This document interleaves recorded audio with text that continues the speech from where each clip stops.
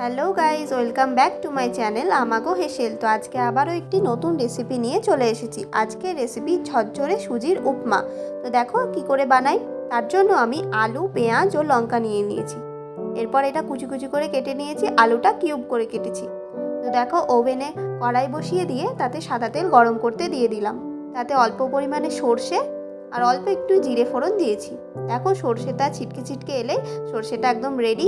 তারপরে আমরা লঙ্কা দিয়ে দিলাম। লঙ্কাটা একটু ভাজা হয়ে এলে তাতে আলু কুচিগুলো দিয়ে দিলাম। একটু লবণ দিয়ে দিলাম যাতে তাড়াতাড়ি সেদ্ধ হয়ে যায়। দেখো এরপরে পেঁয়াজ কুচি দিয়ে দিয়েছি। এবার ভালো করে ভেজে নেব। একটু ভাজার পরে হলুদ গুঁড়ো দিয়ে দিয়েছি। হলুদ গুঁড়ো দিয়ে ভালো করে ভেজে নিচ্ছি। তারপরে সুজি দিয়ে দিলাম। এরপরে সুজিটা দিয়ে ভালো করে সব কিছু একসাথে মিশিয়ে নিয়ে ভালো করে ভেজে নিতে হবে। বেশ অনেকক্ষণ ধরেই হাতে সময় নিয়ে ভাজবে। দেখো এরপরে চিনি অ্যাড করে দিলাম। এখানে আমি 2 চামচ চিনি দিয়েছি। ভালো করে আবারও সব কিছু মিশিয়ে নাড়াচাড়া করে নিচ্ছি।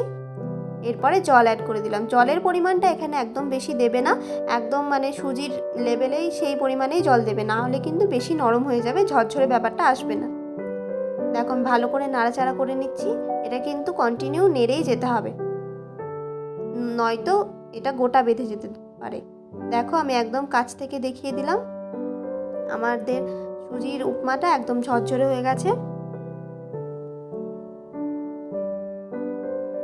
দেখো আমি ভালো করে নাড়াচাড়া করছি যাতে এটা একদম ঝরঝরে হয়। এরপর আমি ওপর থেকে হালকা করে জল ছিটিয়ে ছিটিয়ে নেড়ে নিচ্ছি, কারণ জল ছিটালে ভেতরটাও নরম হবে আর একদম বাইরেটা সুন্দর ঝরঝরে হয়ে যাবে। দেখো এরপরে গরম মশলা গুঁড়ো ছড়িয়ে দিলাম।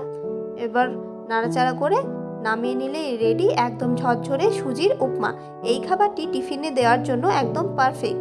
তো আমার এই ভিডিওটা তোমাদের কেমন লাগলো অবশ্যই জানিও। যদি ভালো লেগে থাকে তবে একটি লাইক কমেন্ট করে আমার চ্যানেলটি সাবস্ক্রাইব করে দিও। ও যদি ফেসবুক পেজ থেকে দেখে থাকো তাহলে আমার পেজটি ফলো করে দিও। টাটা।